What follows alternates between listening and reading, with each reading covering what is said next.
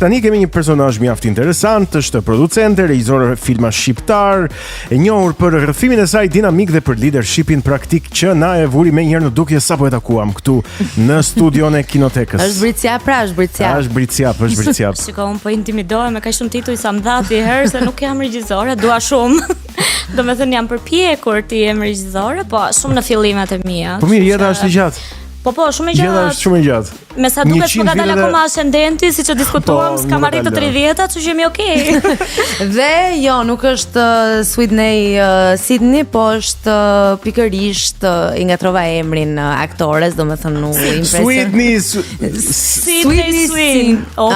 Domethënë që kemi sot fix fare, më thënë. Sydney Sweeney nuk është, po është më e mirë akoma, është më e mirë se është Amela Çaçi. Amela Çaçi. Wow, faleminderit. Për sa ovacion po i gjova. Ishte e papritur kjo. Që nuk e ke mirë punën me titujt, këtë e kuptuam. Po.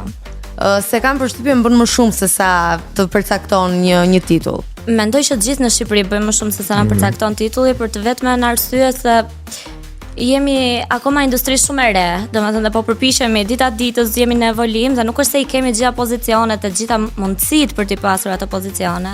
Kështu që normalisht ose jemi shumë punëtor, Amela. Jemi dhe shumë punëtor dhe gjithmonë përfundojmë duke bërë herë producentin, herë menaxherin, herë asistentin. Domethënë çdo lloj gjëje që duhet bërë, edhe të çojmë ujin, kështu që gjërat që duhet bërë. Sidomos ujin tani në verë. Është e nevojshme, kemi nevojë të hidratohemi, kështu që derisa të kap hernia diskale dhe pastaj ke nevojë për një çun dhe thua ku janë çunat këtu. Ti nise me shishe. E kam thënë edhe një herë tjetër me një të ftuar tjetër këtë punën e asaj batutës që tha Koço de Volja, që tha këtu janë gjithë mjeshtrat të mëdhenj, tha të gjejmë në mjeshtër të vogël, tasë janë bërë gjithë, me këto titujt me këto. Kështu që kishim një mbledhje para ca kohësh, edhe ishim gjithë shumë regjisor, producent, skenarist, po ta diun. Edhe ishte një moment, po dakord, po ky filmi a ka kështu aktor, gafer, inxhinier audio, ku ta diun se ishin gjithë vetëm producent, regjisor, kupton, dhe duket kështu sikur të gjithë kemi nga një titull shumë të madh, kur në vetvete jemi shumë pak staf. Inflacion titujsh, inflacion gradash. Titullin e madh ju e vërtetoni momentin e produktit final, pra kur delej produksione dhe un kam parë, edhe besoj gjithë kemi parë produksione në të cilat ti ke pasur pesh dhe ke bërë punën tënde mbase edhe më shumë se sa puna jote dhe kanë qenë realisht një sukses. Për kë e ke fjalën? Po përmend Snobin. Hostel Bajanabel. Ke qenë pjesë po ashtu e Kosherës Bajanabel?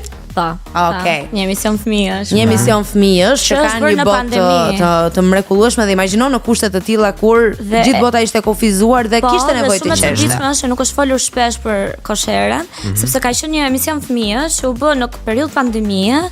Dhe ata fëmijët ishin aq të mirë dhe donin gjithë të vinin dhe këte ishin me maska dhe këte ishin shumë larg realitetit të pandemisë, të Covidit, më kupton, dhe për ata bota ishte po njësoj, si është ata kishin këtë qefin e vënies maskave.